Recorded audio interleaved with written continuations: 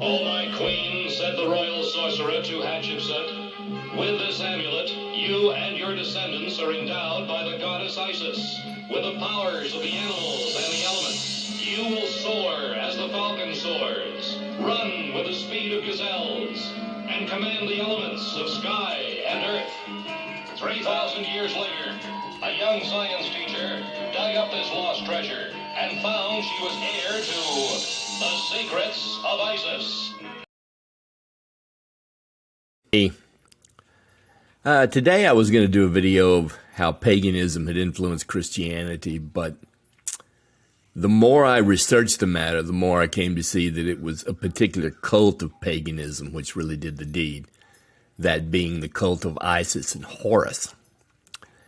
The cult evolved from the cult of Ishtar and Tammuz thousands of years earlier in Mesopotamia, but the direct link is kind of nebulous, and to do that, it would take a lot more explanation, which would make long and tedious videos. So I just cut to the chase and settled on Ishtar and Tammuz, and I'll let you see what I'm talking about here. Okay, put simply, the Egyptian mother goddess Isis was absorbed into Christianity by replacing Isis with Mary. Many of the Isis titles, such as Queen of Heaven, Mother of God, God-bearer, were transferred to Mary.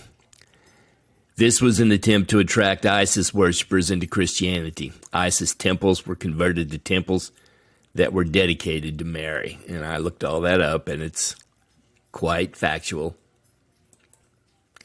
Now, Isis was the mother of Horus, who assumed the power of Ra to become Ra-Horakhti, they called him. She was the moon goddess, and with the assumption of Ra's power, Horus became the new sun god. The cult of Isis was embraced by the Roman Empire. Initially, the Roman Emperor Augustus didn't like it, and he tried to outlaw it. But then along came Caligula, Little Boots, and he liked it, and he opened it up, and it became very, very popular in ancient Rome. It was everywhere in ancient Rome. And as you can see from the photographs, you have those little figurines of Isis and Horus there, mother and child. You find those throughout the pagan world. Ishtar and Tammuz. And then, of course, there you got Mary and Jesus. It's the same thing.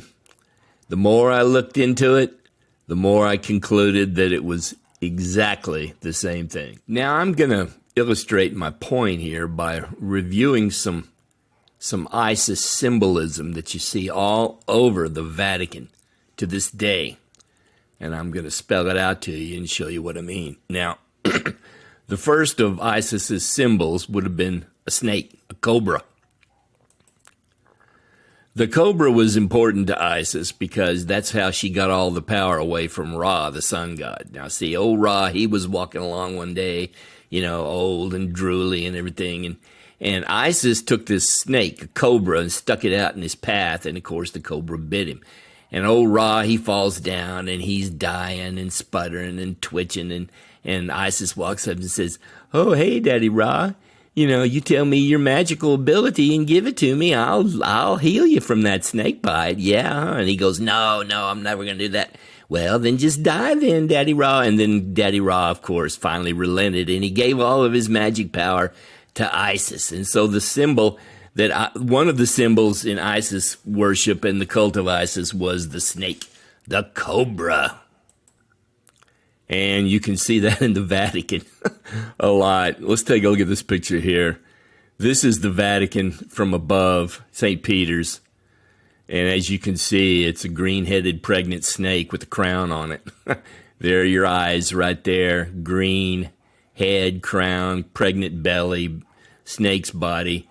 People have noticed that's kind of odd looking, but then it gets even more specific because you go over to the Pope's audience hall right here, and I mean, how could it be any more obvious? You've got fangs, you got a tongue, scales, two big old buggy eyes, and right down there at the back is where the Pope sits and has these little audiences for everybody, And then you look at the building where the Pope's audience hall is, and the building even looks like the head of a snake, doesn't it? Doesn't it? And then, of course, you have this, some papist symbol with a couple of snakes on a staff. So, I've always asked myself, why? Why would there be such blatant snake symbolism? Well, after having researched this video, I think I can see now why. It makes a lot of sense, too, if you look at the history. Okay, the next is the pine cone. And you might ask yourself, I asked myself, how could something as innocuous as a pine cone be significant? Well, the pine cone was sacred to Isis. And indeed, you'll see pine cones throughout the Vatican. The pine cone on the left was taken from the temple of Isis and set before Old St. Peter's Basilica for years and years and decades until the new one was built. And it predates St. Peter's by 1,000 years. So this pine cone here, set outside in front of Old St. Peter's, it was there forever. And it came directly from the temple of Isis. Now, could that be a coincidence? It sat right in front of St. Peter's, in the courtyard, right there. Wasn't off to the side, wasn't off in some corner. It was right there in a place of prominence, taken from the temple of Isis. And it sat there for decades and probably centuries. And then you go over here and look at here's the couple of the popes, and they got the little pine cone on their little staff, and there's some pine cone shit, all pine coney. There's the thing right now that was in front of Old St. Peter's. It's in a different place now, but it's still there in the Vatican. You can go look at it if you want to. Okay, next are obelisks. There are dozens of obelisks all over Rome that were looted from Egypt thousands of years ago and brought over to Rome and set up, what have you. But one in particular is noteworthy, right there, the one in front of St. Peter's. It took the place that the old pine cone had on the old St. Peter's. But anyway, there are many across Rome, but the one in St. Peter's Square was brought directly from Egypt by the Emperor Caligula. Now, remember Caligula earlier on in the video? He was the Roman emperor who instituted Isis worship in Rome. Well, he brings this over from the temple of Isis, and, it was there, it was in Rome. It's 4,500 years old. And when they built the new St. Peter's, they put that sumbitch right in front of the basilica. Imagine that. A pagan symbol sitting right out there from the temple of Isis, right in your face. Okay, next is the sun and the moon. Isis, of course, was the moon goddess, and her son Horus became the sun god. When she got all her powers away from Ra, she imbued them into her son Horus, and he became the new de facto sun god. So sun and moon, that's who they were, sun and moon. And let's take a look at some sun and moon symbolism that you see all over the place there in the Vatican. Well, right here on this little staff that they have here, the little Pope staff there, he got the sun and the moon right there. And over here is the same thing. It's a different staff, but it's the same principle. You got the moon, the sun. I don't know what this thing is particularly. It's some kind of papist iconography that's sitting out there in the Vatican. But once again, you got the sun and a crescent moon. There's Mary there with the moon symbol on her chest, and maybe a crescent moon right there, and looks kind of like the Ark of the Covenant, the way they've got that set up. And then here's one of the Virgin Mary with the sun and the moon. I don't see how it could be more obvious, folks.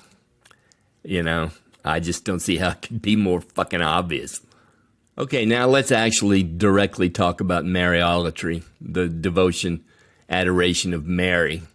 And I'll just go ahead and read you what I've written here.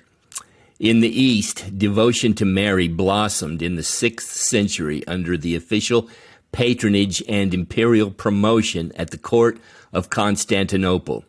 The popularity of Mary as an individual object of devotion, however, only began in the 5th century with the appearance of apocryphal versions of her life, interest in her relics, and the first churches dedicated to her name. In essence, what they're saying here is that they made up some bogus accounts of her life that were apocryphal, quote unquote, air quote. So they made up some bogus accounts of her life, disseminated among the people, and essentially astroturfed the adoration of Mary onto the populace from the emperor. However, a sign that the process was slower in Rome is provided by the incident during the visit of Agapetus, the Bishop of Rome, to Constantinople in 536, when he was upbraided by Justinian for opposing the veneration of Mary and refusing to allow her icons to be displayed in Roman churches. So there you have it, right up almost to the Second Council of Constantinople. You had the Bishop of Rome flat ass saying, we ain't gonna do that shit over here. And what did the Roman emperor do? He said, yes, you are. You gonna do it or you gonna face the consequences. Worship of Mary did not occur until way after Christianity began, and it was engineered and instituted by the Roman Empire. And the emperor in question is Justinian here. There's his picture that's a digitalized representation of what he really would have looked like today. And then there's the bottled spider herself down there, Theodora. That's another digital representation.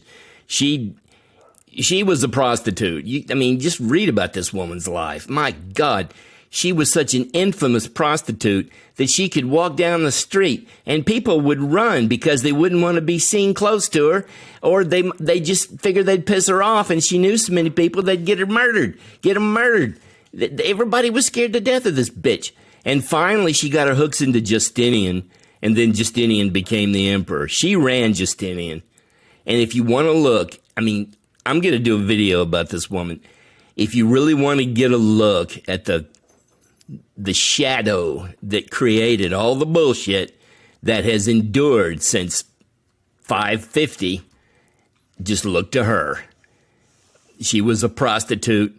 She also lived in Alexandria, around 530, 535. And as you can see, the last temple of Isis didn't get closed until 550 AD. So she would have been actually living in Alexandria when there was a flourishing cult of actual people worshiping Isis. I found no links or no historical sources that would say that she was affiliated with the ISIS cult in any way. This is just my supposition, but she was living there and they were worshiping ISIS when she was. And this woman was a demon. I'm going to do a video on that bitch. I swear to God. So anyway, I think you can see from the video that the link between Mariolatry and the cult of ISIS it's pretty tangible, kind of stark, and really very simple. It didn't require a lot of in-depth scholarly research. I just went through and just looked up some stuff on the open internet. The best truths, the enduring truths, are always the most simple. And I think you can see what I've laid out is actually very simple. Very simple. But anyway, if you liked it, give me a thumbs up. Give me a subscription and subscribe. And I hope you have a nice day. Bye.